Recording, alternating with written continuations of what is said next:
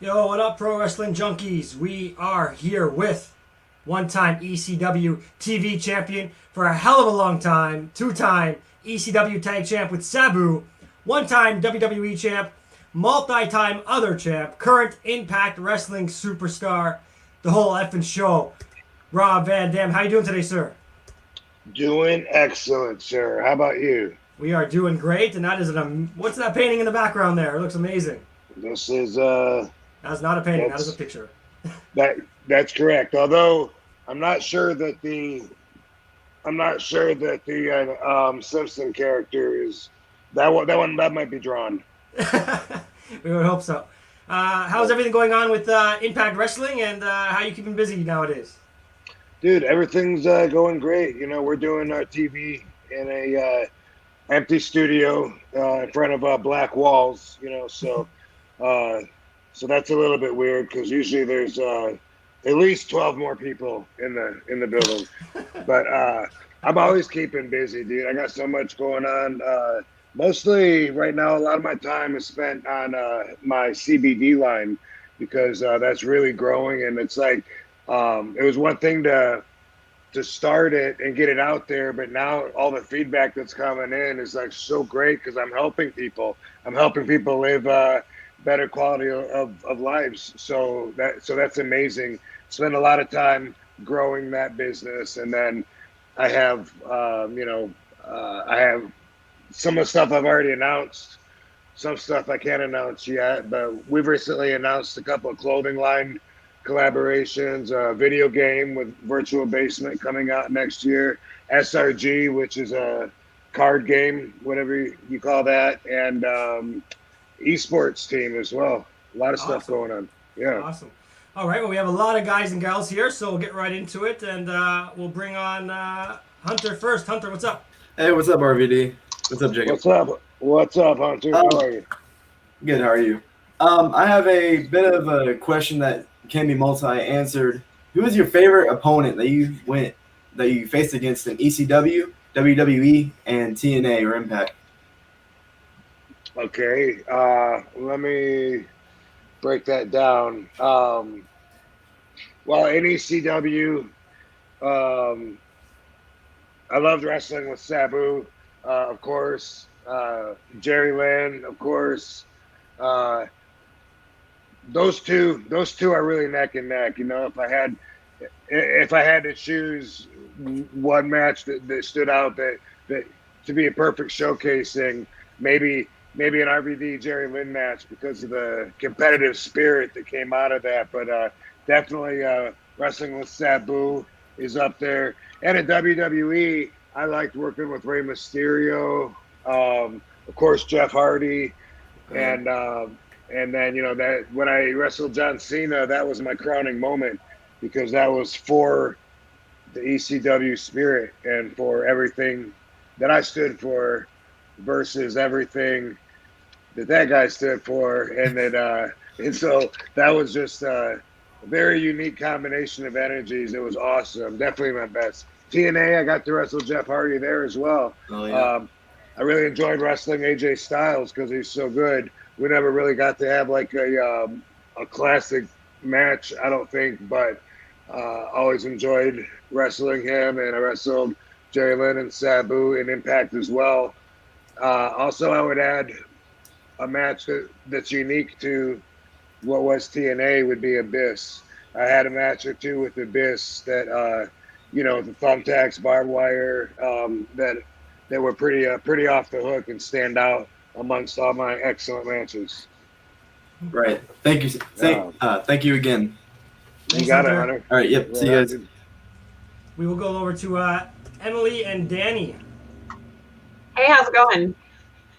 What's up, Emily and Danny? Hey, first I just wanted to say thank you so much for becoming a wrestler because about 20 years ago, I met this guy on an RVD forum because of you, and we've been together now for, it's going to be 13 years in January, so thank you. Wow, absolutely. Congrats. That's awesome. Thank you. And then our question is, what is your opinion on talent exchange between federations, much like ECW did with FMW and even WWE during the original invasion angle, and how AEW is currently doing that with the NWA Women's Champion. I missed part of the question towards the beginning. Like, what is it that they're doing? Did you say rating the talent? Is that what you said? So talent exchange. So okay.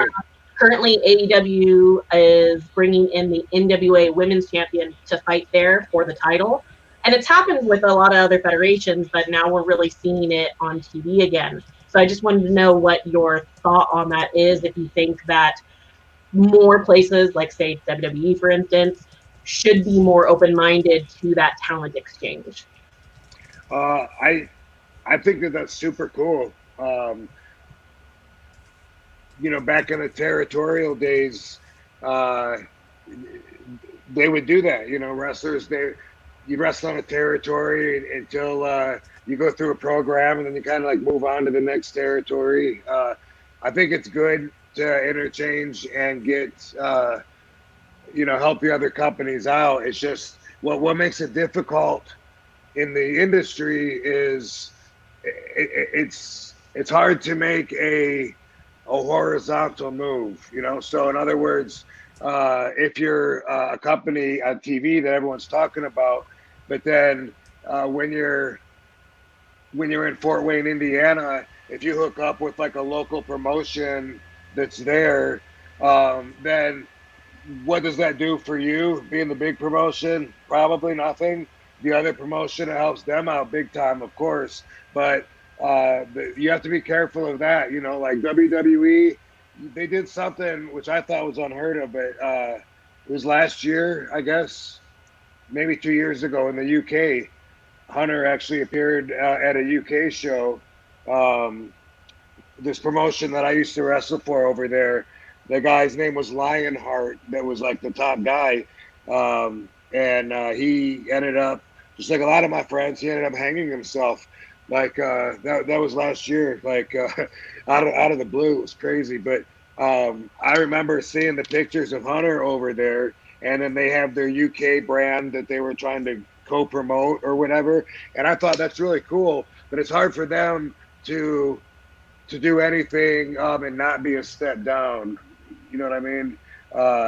So they just have to be careful of that. It's like one agent told me if I have 1 million followers on Twitter, he said that I can't be following people that have 2 followers because somehow it'll bring my rating down, which I don't know if that's true or not, but it made sense. But it makes, yeah. And he was saying I got to be careful about which ones I respond to and retweet, all that. He said count somewhere in the algorithms. And so I think it'd be kind of like the same thing. I think that promotions that can help each other out both ways, I think that's super cool. And then I kind of think WWE, I don't know, for a while, I think they still belong on the other side of the fence doing their own thing. You know what I mean? If they do start working with smaller local promotions, then I think that says that the entire industry has come down a notch, which isn't necessarily bad. It might be what we have to do to keep moving and to survive with all the changes, because it's already changed so much. But so far, though, even though no one's touring or anything, we know WWE was the #1 touring company in the world. And so they still have clients, customers everywhere, all over the world, and they're still the leaders in all kinds of merchandising, video games, action figures. So I kind of think if I see them starting to promote and work with the smaller groups, it could be good for everybody overall, but I think it says something major for them that they needed to step down and engage with reality. You know what I mean? Yeah. They kind of belong on the other side of reality now, I think. Yeah.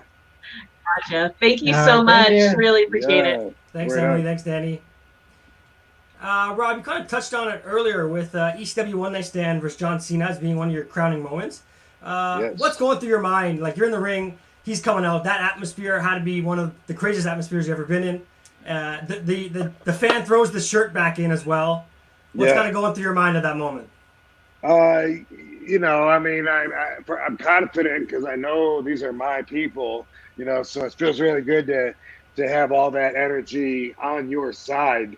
And Cena knew that they were going to be booing him out of the building. He knew that ahead of time, so it was really cool to see how he reacted to and adapted to that kind of environment. It really really impressed me, and everybody should be impressed with what a professional he is. Um, Also, when I'm in the ring during that whole moment, I I totally didn't believe that I was going to be leaving with the championship belt until it actually happened. Is that because the finish changed, or It's you just didn't it's believe it was because happening? it's because things always change. It's part of being in the business. I don't think there's probably anybody that's an exception to this. You get promised a lot of stuff, and some of it's delivered, but you get your heart broken a lot. That's part of the deal. Hey, we're gonna do this, and then you're like, hey, what happened? I thought we were gonna do this. Oh, well, we're gonna do it with someone else now. That always happens, and so just in a way that I have dealt with it, I've learned to not give a fuck. You know what I mean? And so that way, it's like I believe it when I see it, and then I'll deal with it then. And so I remember feeling like that afterwards, feeling like, okay, all right, now it's real. I got the gold in my hand. All right, we're gonna head over to a little guy here. We got Steven. Thank you, Rob Van Dam, for doing this. It means a lot Hey, to me. right on, Steven. You got it. First Appreciate you. question. Yes. First, first Go ahead, question buddy. is: would you rather be a face or a heel? Um, if I if I have to be one or the other, I would rather be a face because everybody loves me anyway, and I'm super cool. So I think the only thing that can make me a heel is just maybe cranking up a certain side of me, saying things that normally I would only think but not really say, stuff like that. But yeah, I would rather be a face so that I could engage with my fans more. Okay. Second question is: what was your toughest match to fight? That's a good question.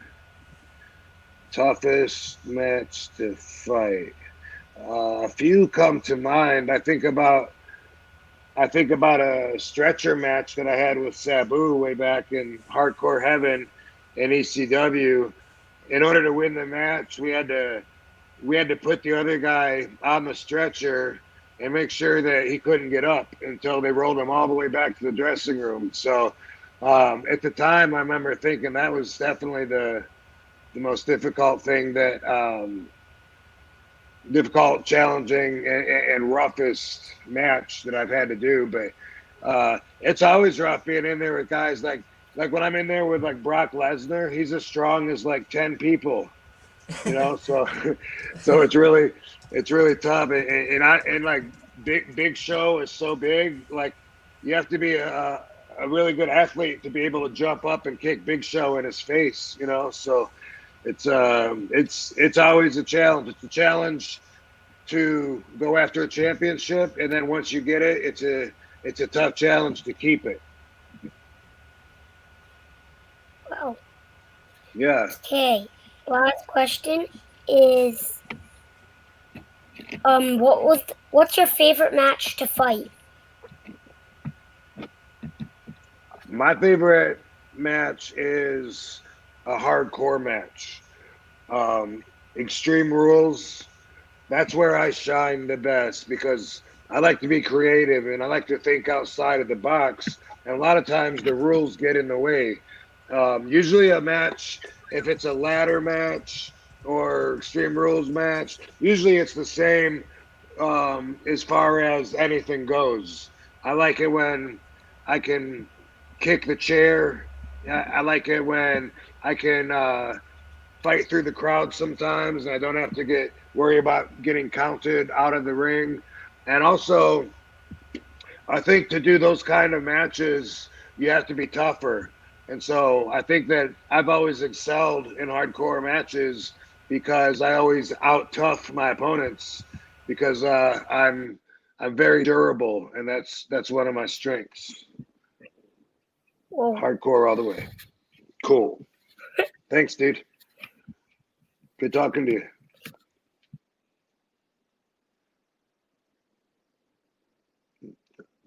Can you hear me? I lost the volume. Yeah. Hey, Rob. How you doing? There you are. Good, man. How are you?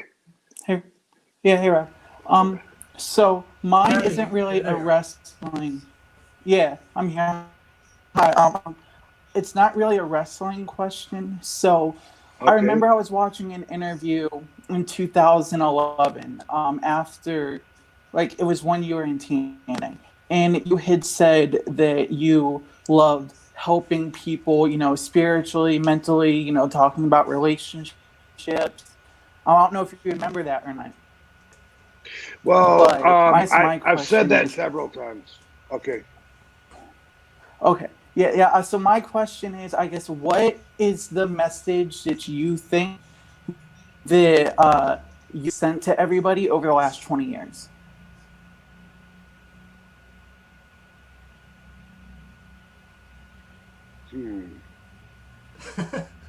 That's a good question.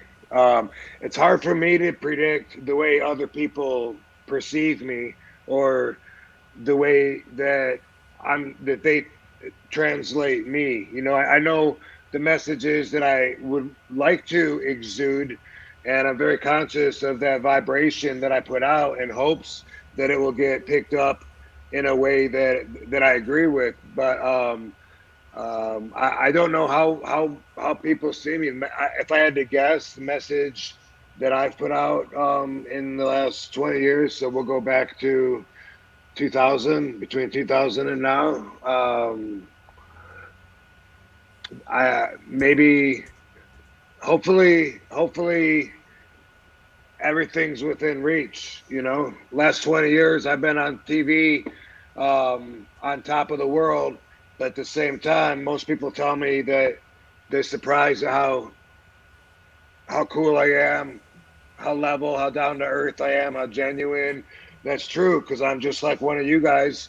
I just followed my dreams and fucking made it work. And so hopefully that comes across really well because when I watched wrestling growing up, I didn't think of myself as being able to be one of them. I thought maybe, wrestlers were like superheroes. I don't know if they're born that way or they come from another planet. I don't know. I never thought about it. Never thought about it. But now it's a different world and the world gets smaller all the time. So I just hope everybody has room to believe in themselves and know that they have as good a chance as anybody. Somebody that never leaves their own little tiny hometown, and then they want to brag that that's the best city in the world. How do they know? I mean, it's a small world, so it's your world. Hopefully, that's part of the message that came across. What I've taken from is that you can be different and still succeed. Because I remember you talking about how you never wanted to like kiss at all the writers, like this is why you should pick me. You just did your own thing, and then eventually you got there. So I took that as just be yourself, and anything's possible. So thank you. You got it. I like that. I like that as well. Thank you, Bradley. Nonconformist. Thanks, Bradley.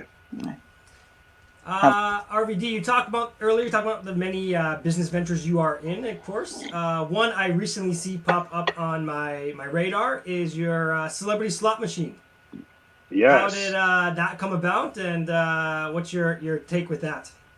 The fans that are playing it are telling me that they love it. It's free for people to play, and they can win money, like a $500 gift card and all these prizes, and there's no charge. So I'm really excited to have it out because I know a lot of people are bored to death. They don't have jobs.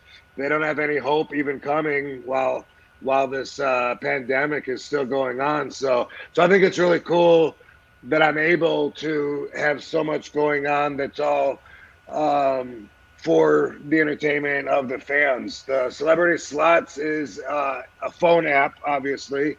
It's one of 3 right now that I'm working on. The only one that's actually out. There's another one to follow shortly, and another one after that that's not related, but they are phone apps. And Celebrity Slots, it came through to me through a mutual acquaintance in Los Angeles. One of my Hollywood agents, introduced me to the guys that were doing this Celebrity Slots, and we talked about the potentials of it. And it was a lot of fun putting it together because we personalized it so much. All the symbols that are spinning on the slot wheels, they're very personalized. They're RVD kick pads and, yin yangs and things like that. And Katie and I both did voiceovers, so that you hear our voices talking to you the whole time, like, oh, almost, dude, you fucked up. I don't remember what we said, but whatever we said, it was a lot of fun. So that seems to be, it's only a few weeks in, but it seems to be a really good thing. People are enjoying it. Awesome. We will head over to David. How you doing? Good, guys. How are you? Excellent, David. Excellent. Rob, lifelong fan, buddy. Thanks. Fan of yours. Thank you. Appreciate that. Question is there any other wrestler out there that you haven't worked with that you want to work with? And the ultimate Rob Van Dam dream match? Oof. These questions are always hard for me to answer because I don't think that I think the way that a lot of wrestlers do, and I don't even look forward to getting in the ring. It's been like so many years since I do. It's like work for me, so I never look at someone and really think, wow, I'd like to get in there and work with them. It's more like, okay, I'm working tonight, who do I got? It's always more like that, so I've always, and of course I prefer working with some guys over other guys, especially if they're my friends or whatever. That usually makes it more fun. But I don't have any kind of fantasy or dream matches. I've always said that I'd like to pay the guy that pays the most. Main event WrestleMania is the biggest payday that I know of, so I guess that'd be the ultimate dream match against whoever. That is true. Yeah. I'm here for the money. Thank you, David. I don't blame you. Thank you. You got it, David. We will say hi to Ryan. What's up, Ryan? RVD, what's going on? Jacob, what's up? Hey. Happy Thursday. Happy Thursday. So I got 2 short questions. First question is, what was it for you that got you the passion and the urge to get into wrestling? I know usually it's like a particular wrestler. I know like Sabu is like your right hand man. That's like your boy. What was it for you that got you into the wrestling business? Like, what was it that said, this is what I'm going to do? Well, I was a fan, probably 14 years old, maybe 15, and I was loving pro wrestling as like a little boy would. You know what I mean? These guys were superheroes. I loved comic books. This was like a real live comic book world, I guess. I was really drawn to it. And then when I went to my first live show, somebody planted the seed in my head at that live show and said, if you like wrestling so much, you should work out, start lifting weights and stuff. And when you're 18, you can get into wrestling. And that just blew my mind to think that. This was someone telling me they'd help get me in too, which I lost contact with them before I got in. But that was what made me decide that's what I was going to do. And then I just had a single track mind. So for the rest of my high school. That's all I talked about. Every speech and speech class was about wrestling. Like everybody, all the teachers were so tired of me and my buddy getting in trouble for wrestling in gym class and doing all. They were so sick of it. But in the end, they see that I made it. So Right. jokes on them. Jokes on you, Penfield. Exactly. I hope you're watching. Yeah. My second question is, okay, so with this whole COVID-19 thing with the shows not having fans there in person, do you think these promos and these shows, these matches would be different now had there been fans there? Be different now. What? If the fans were there? Yeah. Yeah, I mean, a little bit, a little bit. I mean, there's definitely been some adjustment. You know what I mean? And it's a shame.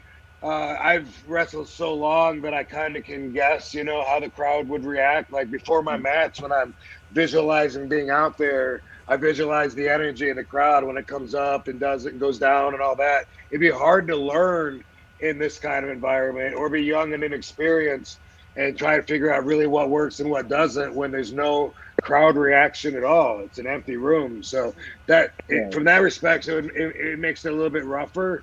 And then we adapt a little bit too because we can't work off the crowd. You know what I mean? Once in a while, the wrestler would do it, and then they look funny to the rest of us. And I don't know if they're doing it to make us laugh or what. But they'll still sometimes look out as if there's people out there, you know. And we're like, dude, what's that idiot doing? Everyone knows there's nobody out there. So it's a little bit different. Yeah. All right. Yeah, dude. RVD, thank you for everything that you do. Congratulations on all your success. Thank you. Jacob, Pro Wrestling Junkies. Always a big fan. Thank you. Awesome. Thanks, Ryan. Thank you. I was going to ask this later, RVD, but you kind of touched up on it there. With working out, when is the last time you did the RVD lift? About maybe like 3 weeks ago. I posted it on Instagram when I did it in my gym. So not that long ago. All right, we'll head over to Alex. What's up, brother? Hey, mate, calling from Manchester here tonight. How you doing, Rob? Excellent, Alex. Thanks for calling. So back in 2013, in January or February, I went to a live event in Manchester for TNA, and you were X Division champion. I made a sign for you, got put on TV, best moment of my life. Nice. That's awesome. Later in the year, obviously you went back to WWE and you debuted at Money in the Bank. What was that initial reaction and pop like when you first came out and all the fans just popped for you? Well, you felt the reaction, right? I mean, you were there. No. I was at the TNA one, but when you went to Money in the Bank. Right, but I mean, everyone that watched it, I think, could see and feel the reaction off of the. Is somebody vacuuming the whole time at your? Okay, no, that sounds cool. Anyway, dude, that was one of those moments, you know, out of my whole career where it was shit. My music hit. The people were just going nuts. It was Philadelphia, you know. Those are my people, and yeah, so. Definitely. Yeah, it was really cool. It was awesome to come in at a ladder match, Money in the Bank match, because those are my kind of matches, you know, when you're gonna bleed and be throwing some lumber or some steel around and stuff. So yeah, that was an incredible moment. It sure was. The first time I went around bam, bam, bam, bam, and the first time I looked at the crowd and did the thumbs, man, that was the shit. Yeah, definitely. Nobody was vacuuming, by the way. I was a dick and had my finger up in the mic. No, there's a noise that's been going on the whole time in the back. Oh, sweet. Weren't me then. No. Blame Jacob. Yeah, Cheers for speaking, man. Have a good one. All right, thanks, Steve. Thanks, Alex. Have a good night, Alex. We will say hi to Steven. Hello. Hey, Steven, how are you? I'm all right.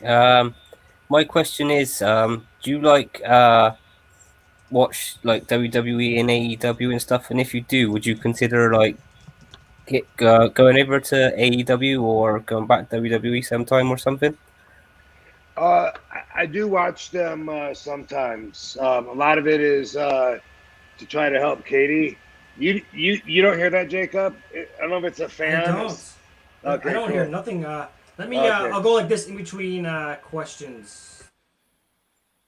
Oh, now it goes away. But anyway, could you hear that, Steven? That I fan? could, Or I could hear the buzzing bit, yeah. But as yeah, soon I like think he paused his mic and it went quiet. Maybe it's his computer. at first I thought his mom was vacuum cleaning in the next room or something. You know. So, yeah. Let me see. I'm trying to remember now. Well, how did we say that again? That's me saying. What was the question? Like if you watch WWE or AEW or anything, and if you were to like join any, like if they offered you like a deal to go over. Right. So I do watch it sometimes, and I would consider anything, you know, but there has to be a reason, you know, like it's easier for people to think of RVD as just a wrestler, but really that's just something that I do. And for the last several years, my total time in the ring is probably uh, under a couple hours out of the whole year. You know, if I have 10, 12 matches. Since I joined Impact, I've, been wrestling a little bit more, but I don't look at it and think, like, whoa, I want to go here. Usually I look at it and I'm like, man, I'm glad tonight's a night off. I'm watching these guys work their asses off in the ring.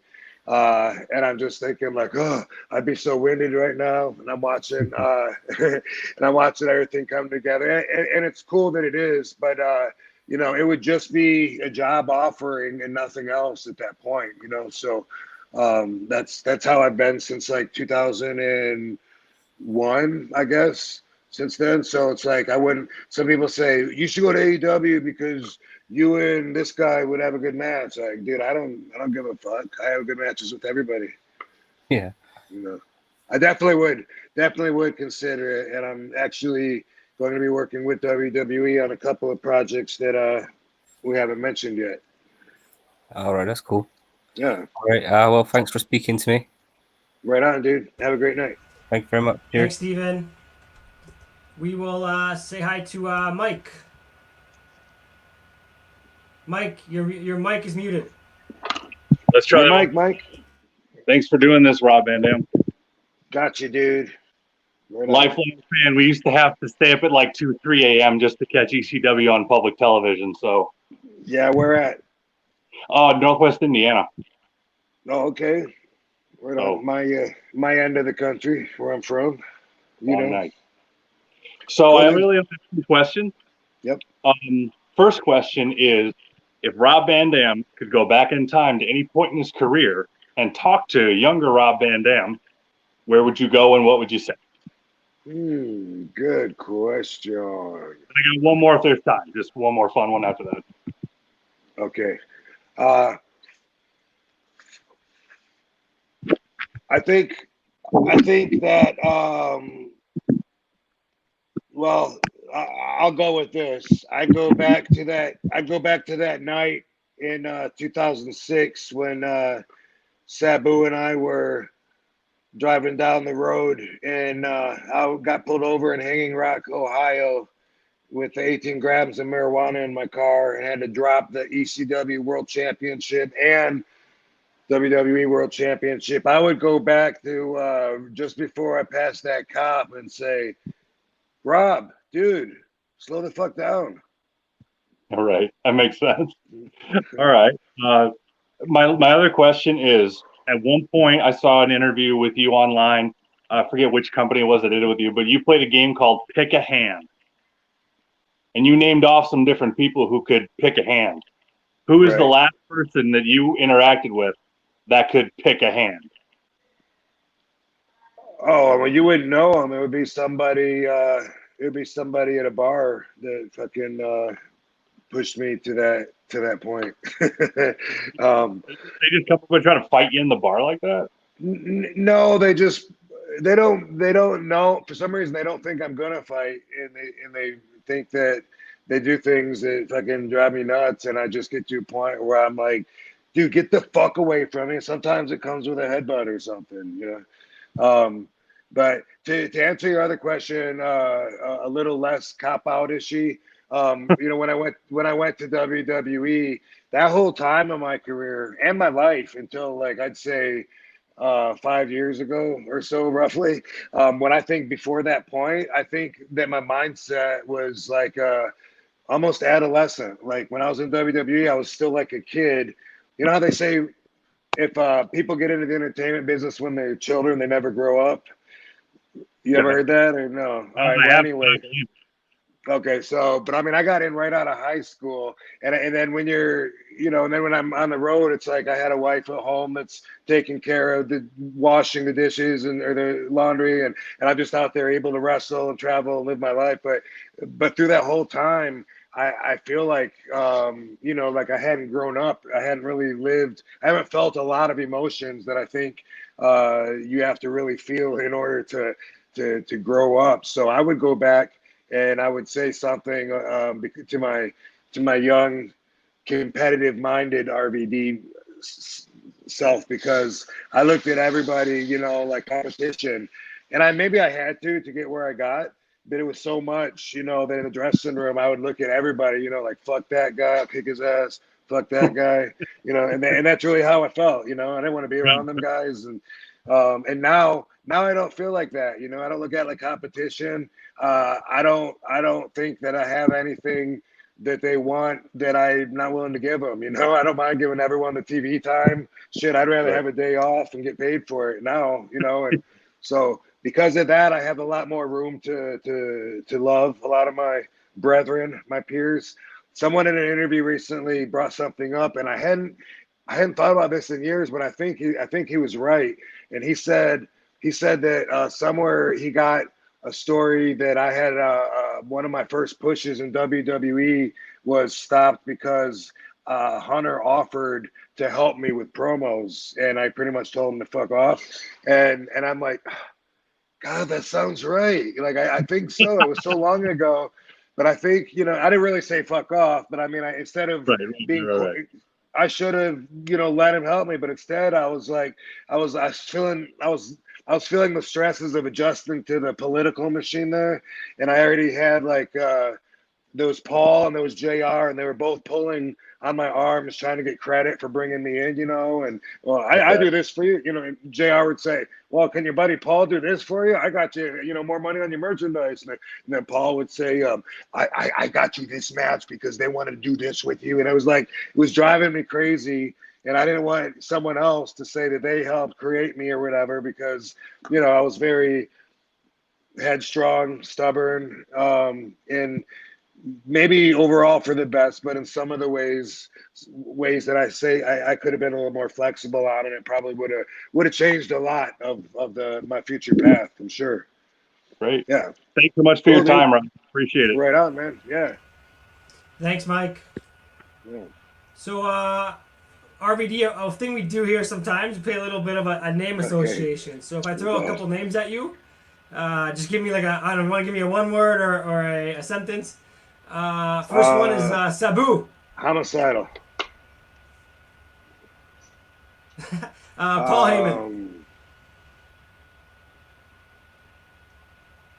King of Hardcore. Don Callis. Jackal.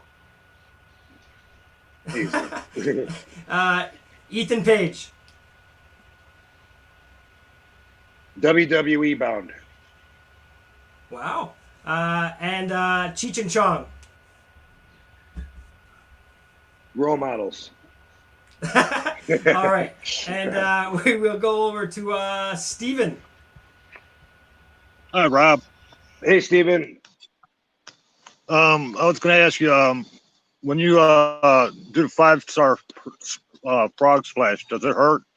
It looks like it does. It's inconsistent.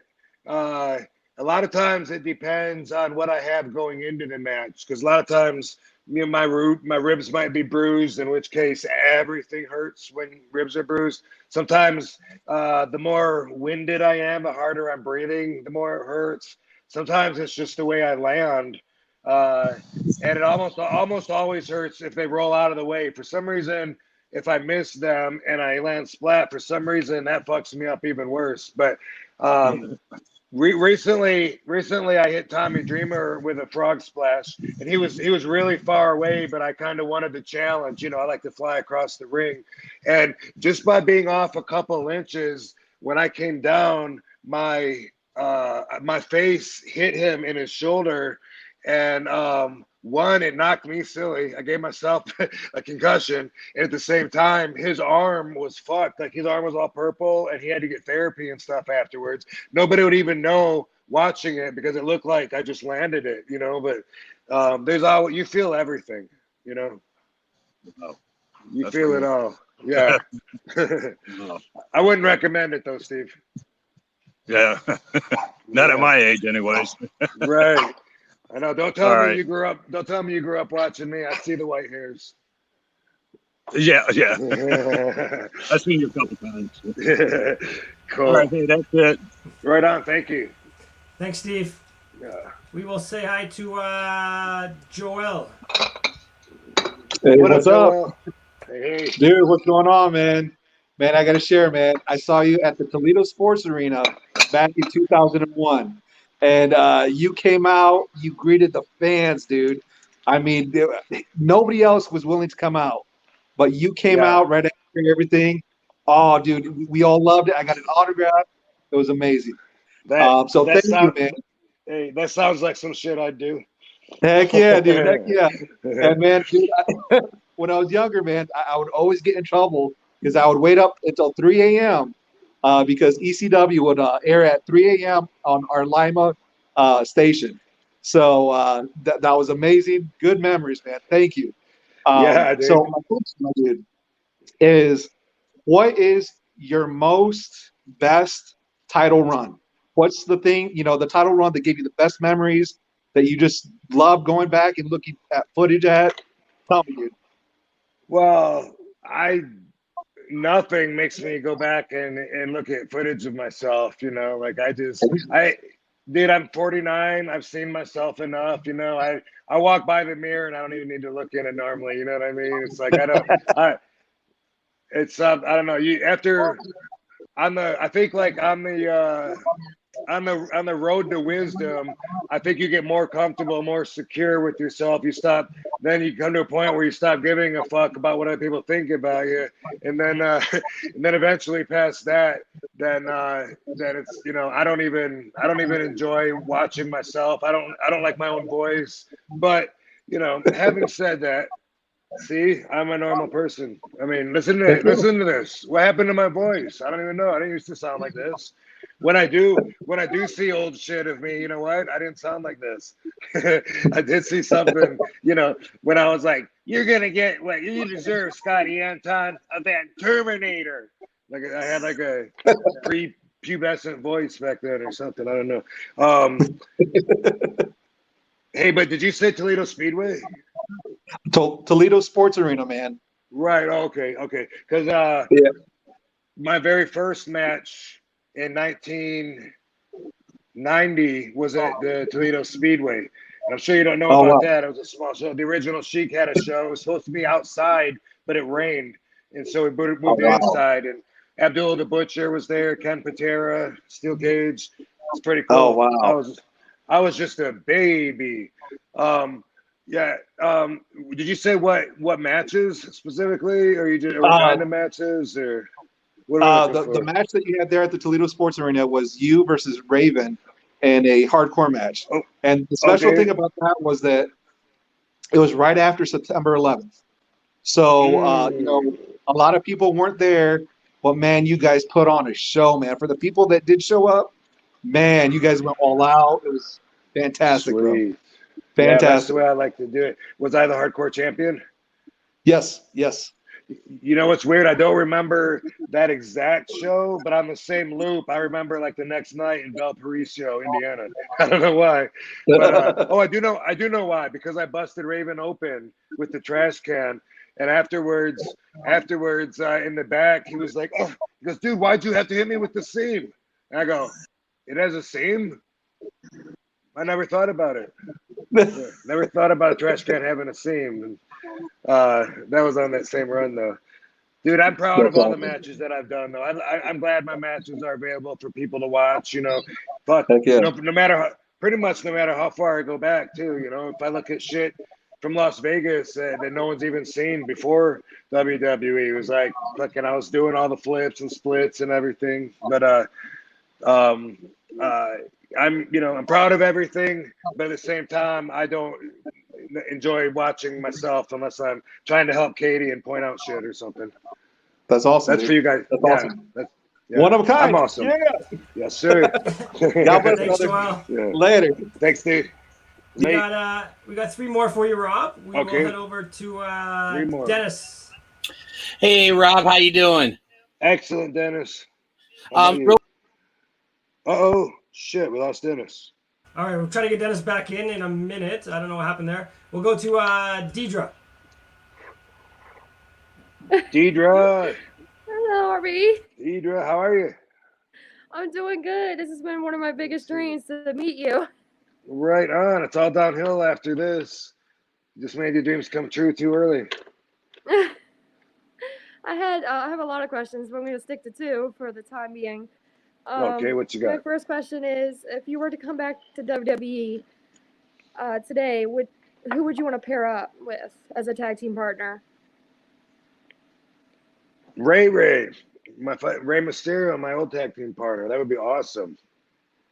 I got to tag with him in a company in the UK since the WWE, something you guys probably weren't able to watch, but it's called 5 Star Wrestling. And that was not last year, I think, but the year before. And we were having so much fun as a tag team over there. But the company lasted only like 5 or 6 shows, and then they closed their doors. But he's, as far as tag teaming, I mostly like wrestling by myself, or have throughout my career. I definitely like teaming with Sabu, best partner ever.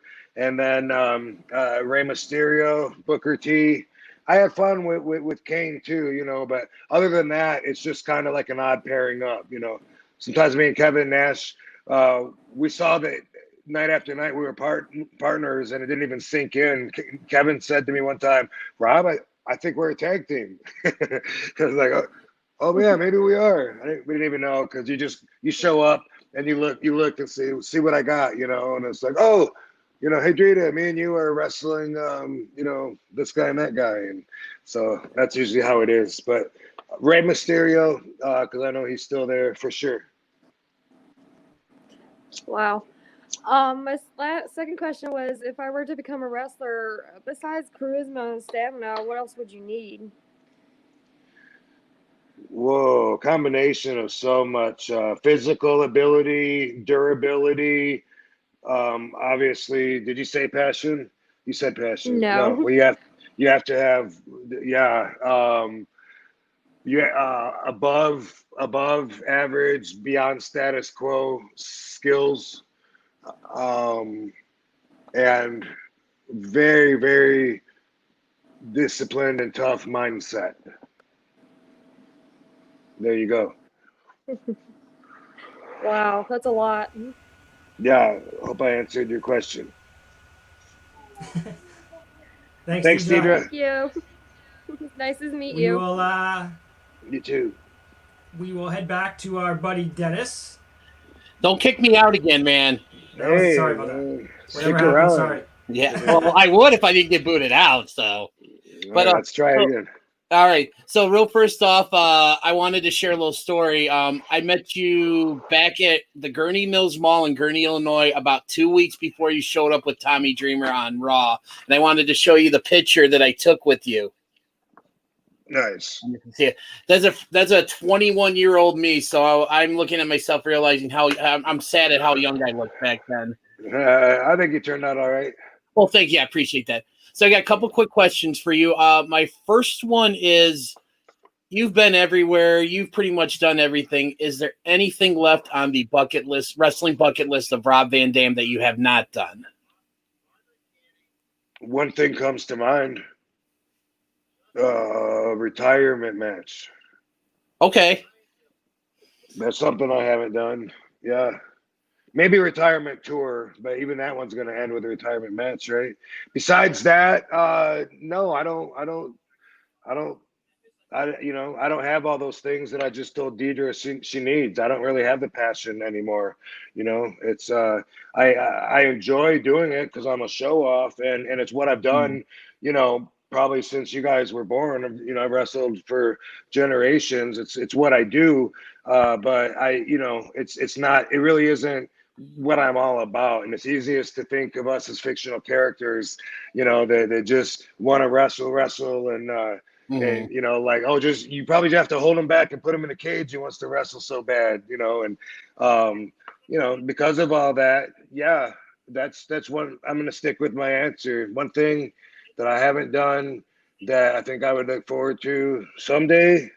Not saying tomorrow, but I'm not saying tomorrow. Retirement.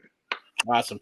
And then my second question for you is, how did you come up with the Van Terminator, and how nervous were you when you went to do it for the first time? It was an extension of a move. That's what the whole ECW was about for me. The first time I went there and saw the Philly show, I couldn't believe like the excitement in that crowd. There was nothing like it before, right? And I was like, oh my God, like I thought like they were coming back every 3 weeks. I said, there's no way. Like they just totally busted their nut. There's no way they're gonna top that next. And then next time we were there, the lights came out. Whoa!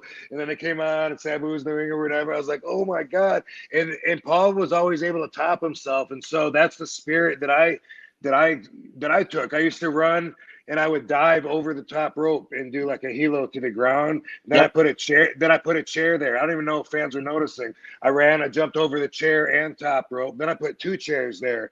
On different matches, different weeks. But I'd say last TV taping, I jumped the chair. This time I'm gonna put 2 there. I jump over 2 chairs and the rope, and I was challenging myself. The Van Daminator was just me throwing a chair up and jumping up, spin kicking it into the guy's face. And then me and Fonzie started doing like hot potato, where I throw it to Fonzie throw it to the guy.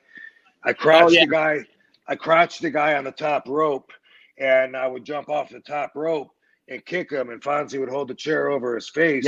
And I wanted to get further and further and get more and more air on that. And then eventually it was like, dude, I can clearly get all the way across the ring. Let me just fucking put the guy down there. Fonzie hold the chair over him. Boom. That was the Van Terminator. It was just an extension of, pushing myself and pushing my limits. And the first time I did it actually wasn't in front of people. So I did it on roadkill, like in a wrestling school or backstage somewhere or something. And I think I killed him, crushed him with the chair a couple times. But I was like, yeah, I got it. I don't even like the springboard anymore because there's just a chance that I could slip, not worth the chance. So now I climb up there and do it. And I see everyone else springboard, and I'm like, yeah, there's a lot of shit I ruled out because it's not worth a small risk if I don't get it 100 out of 100 times. And a springboard is one of those. So I just, instead of springboard and I climb up, do the same thing. Now I carry the chair myself. Don't have Fonzie, so I go up and go across the ring holding the chair, and then I'm doing a skateboard kick onto the chair, Van Terminator style. Boom. Yeah, we can still keep going. I can, but everyone else is doing shit now. Everyone wants to be RVD. I've seen someone do a flip into the drop kick. I've seen someone do it from the middle of the ring. All kinds of shit. And then one real quick question, one more quick question, then I will leave you alone. How much longer was your ECW television title reign supposed to go before you got hurt? I never know, and I don't think anybody knows because plans always change. Yeah, plans change so much that even if I was told something, I wouldn't like write it down in my brain because I wouldn't believe it until it happens anyway. So no telling with the TV title reign, no telling with the WWE championship either. You know, like have no idea. But we don't live in an alternate universe, so we'll just focus on this one. Right. Hey, Rob, Good. thanks for your time and best of luck in the future. Right on, dude. Thank you. Good talking to you. Thank you. Likewise. Thanks, Dennis. And we have our last one, Rob. No, We'll Brett. go Last to one. Joe. He is a business partner of ours from KNS WrestleFest. How you doing, Joe? Hey, Joe and Hey, RVD what's up, suit. Rob? How How you are doing, man? Nice shirt. Good. Oh, thank you. I don't know if you remember me, but I was the one who hooked up with a fat nug at the big event in Queens. And Oh, you said it was yeah. good. And coming from you, that means a lot. Yes, sir. Appreciate that. Oh, I appreciate expect you. that every time. I expect that every time I'm at the big event now. Hey, anytime you're on Long Island, man, I got you. Cool. But anyway, my question is do you have any post wrestling career business ventures you'd like to talk about? And my other question is, have you ever been a part of a virtual autograph signing? So I did do a virtual convention a couple weeks ago. It was a CBD convention called Vox Pro. I'm doing Wizard World, I think next week, the 26th of September. I'll be at Wizard World. So that one will be the first time I think that I'll have a little better idea of how that whole thing is working with the virtual conventions and stuff. I'm not, I have certain expectations, but I'm not really that familiar with it. Have you been attending them? Oh, I actually am an intern, or as I like to call myself, everybody's favorite intern for KNS from West. We're a business partner, Pro Wrestling Junkies, and this Saturday we're doing an all-day virtual autograph signing, virtual convention, because with everything going on, all the main conventions that we have every month around here are getting closed, and I've been following them, and they've been getting bigger and bigger and more popular every time. This Saturday we have Val Venus coming in. We have Pro Wrestling Junkies bringing Tatanka in. We're bringing in the Headbangers, Eddie and Alicia Edwards, the Patriot, one or two more. Nice. Will Stone, Nice, a few of them. But nice, dude. Good luck. Good luck with all you. that, man. Okay, sis. You asked about business ventures. Of course, we talked about RVD CBD a little bit, but I got to say, it's so awesome. I'm helping people like everywhere. So appreciate everyone that's given my product a chance, because the reviews make me feel, so good about what I'm doing, developing these products that are helping people, even when they don't get results from other CBD products, because mine are superior. So that is taking more and more of my time and energy. And I expect that it will, because it's continuing, to grow. And so I will. That's my I don't know if you guys saw my movie Headstrong.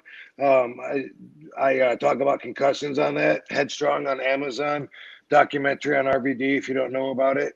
And I showed up with a concussion, and it wasn't supposed to be about that. It changed plans of everything. And then I had to look into CTE and get my brain checked out and everything. So if you ever heard anything on the internet about RVD and concussions, it's because of this movie. And, there's some bullshit out there too that, people think the WWE said I can't come back because of concussions. That's bullshit. I just never bother calling anybody on it. Like, it's very rarely that I read mistakes and feel like I need to correct them on that.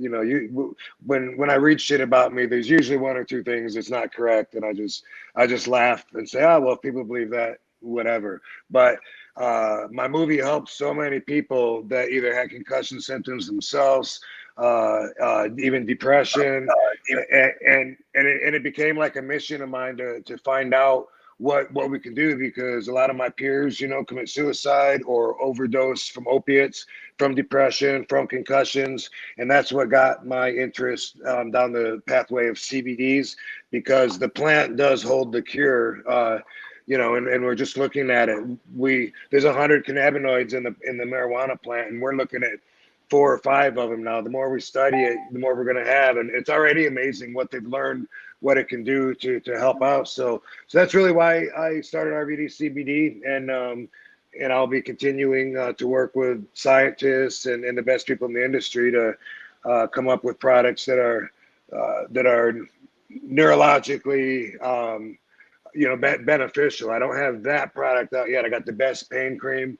I got tincture, CBD flower. The brain formula is always going to be my it's going to be like the spine of passion while I'm doing this until I get it, and then I'll always want to improve it, when I find ways to make it better. Absolutely. Is there a website for this if anyone would like to check the products out? Yeah, well, like Headstrong, you can see on oh, I'm hearing myself echo. Headstrong's on Amazon.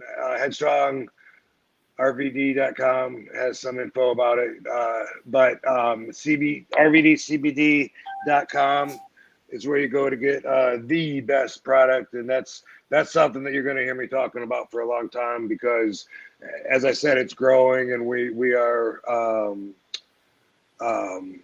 what's the word for joining together? Beginning with a C, collaborating.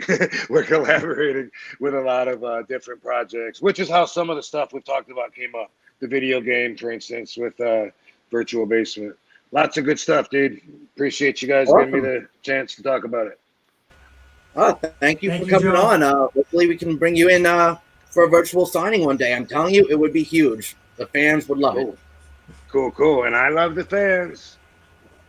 Thanks, Joe. All right. Thank you, Jacob. Thank you, Rob, for joining us tonight. Right on. And besides for all those that we just talked about, where can everybody find you on like social media and obviously Tuesday nights on Impact Wrestling? Yes, sir. Where else?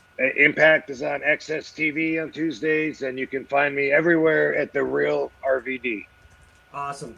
Thank you, everybody, and have a great night. I appreciate it, dude. Have a great night.